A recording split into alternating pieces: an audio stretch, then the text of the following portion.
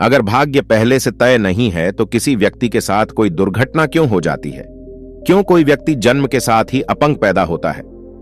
इस कहानी के द्वारा आप जान लेंगे कि भाग्य क्या है, ये कैसे बनता है और क्या हम इसे बदल सकते हैं।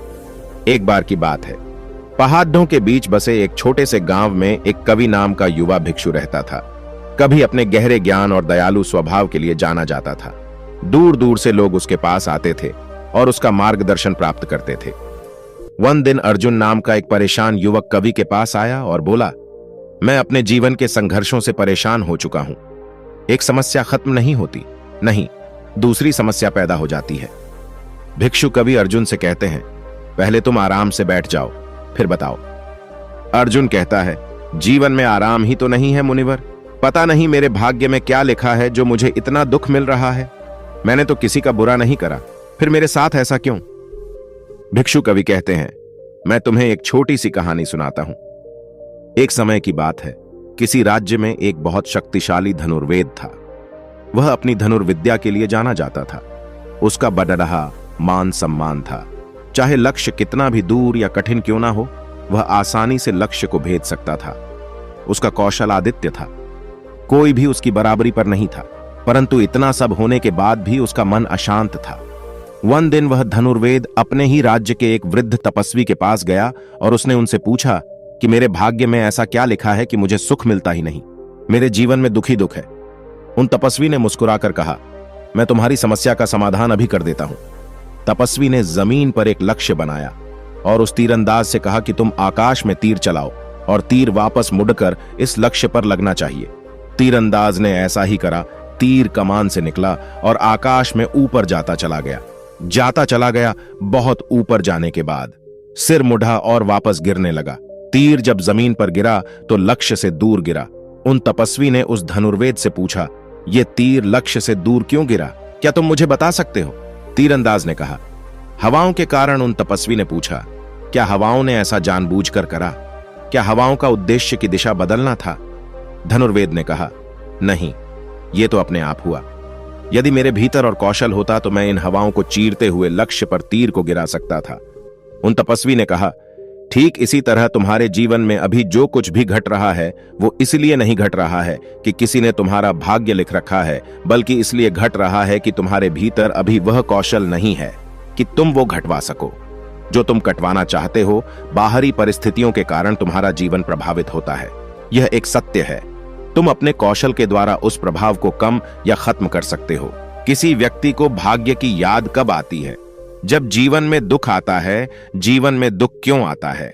जब सुख की इच्छा करी जाती है। सुख की इच्छा क्यों करी जाती है? क्योंकि सुखी जीवन का अंतिम सत्य लगता है। इस संसार में हर व्यक्ति एक दूसरे से जुड़ा हुआ है। जो एक करता है उससे सब प्रभावित होते हैं और जो सब करते हैं उससे एक प्रभावित होता है। यदि कोई बच्चा अपंग पैदा होता है तो इसमें किसका दोष है? इसमें किसी का दोष नहीं है। जिस प्रकार तीर को लक्ष्य से भटकाने में किसी का दोष नहीं था, उसी प्रकार इसमें भी किसी का दोष नहीं है। कुछ कारण ऐसे बने कि कोई बच्चा अपंग पैदा हो गया। वो कारण किसी ने जानबूझकर नहीं बनाई, वे बस बन गए हैं। हर घटना के पीछे कारण होते हैं। कारण जानबूझकर पैदा करे जा सकते हैं या फिर अनजानी में भी पैदा हो सकते हैं। यदि किसी के साथ कोई दुर्घटना होती है तो उसके पीछे क्या कारण है? उसके पीछे 3 कारण हो सकते हैं। पहला, उसकी खुद की जागरूकता की कमी है। दूसरा, उसकी किसी के साथ दुश्मनी है जिसने उसे जानबूझकर चोट पहुंचाई है। तीसरा, किसी दूसरे व्यक्ति के भीतर जागरूकता की कमी है। आसान शब्दों में समझिए, जब कोई सड़क पर चलता है और कोई गाड़ी उसे ठोक दे तो इसके पीछे 3 कारण हो सकते हैं। पहली की जो चल रहा है उसके भीतर जागरूकता की कमी है। दूसरी की जिसने गाड़ी ठोकी है वह उसका दुश्मन है, या फिर जो गाड़ी चला रहा है उसके भीतर जागरूकता की कमी है। भिक्षु कवि अर्जुन से पूछते हैं, अर्जुन तुम्हें इस कहानी से क्या समझे? अर्जुन कहता है, मुनिवर, मैं इस कहानी से समझा कि भाग्य ना तो पहले से लिखा है और ना ही कोई इसे लिख रहा है। यह तो हर क्षण हमारे कर्मों के द्वारा ही लिखा जा रहा है। यदि हम कर्महीन हो जाएंगे तो परिस्थितियों के द्वारा हमारा भाग्य अपने आप ही लिख दिया जाएगा। इसके लिए हम किसी को दोष नहीं दे सकते। नहीं, हमारा भाग्य उसने लिखा है। इसके कारण हम खुद हैं। जन्म के साथ किसी को चाहे कैसी भी स्थिति मिली हो, लेकिन अपने कर्म के द्वारा हम उस स्थिति को सुख में या दुख में बना सकती हूं। मैंने देखा है, आप अंगों को भी आनंद से जीते हुए और स्वस्थ तन वालों को भी आप अंगों की तरह जीते हुए सारा खेल कर्म का है। कर्म ही प्रधान है, कर्म ही सर्वोत्तम है।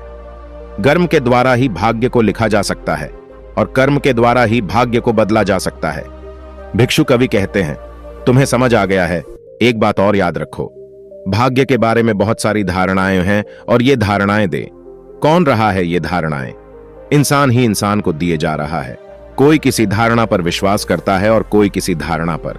मेरा तुमसे कहना है कि किसी की धारणा पर विश्वास करने से अच्छा है कि तुम स्वयं अनुभव करो। संयम अनुभव करने का सही तरीका है खुद से सही प्रश्न और आत्मचिंतन। हाँ, तो मैं चिंतन और खुद से सही प्रश्न का अर्थ है कि पूरी ईमानदारी के साथ किसी ऐसे उत्तर पर विश्वास ना कर लेना जो तुम्हारे अनुभव की कसौटी पर खरा नहीं उतरता। किसी ने कहा कि तुम्हारे पुराने जन्मों के कर्मों के कारण अभी तुम दुख भोग रहे हो। विश्वास मत करो क्योंकि तुम्हारा यह अनुभव नहीं है।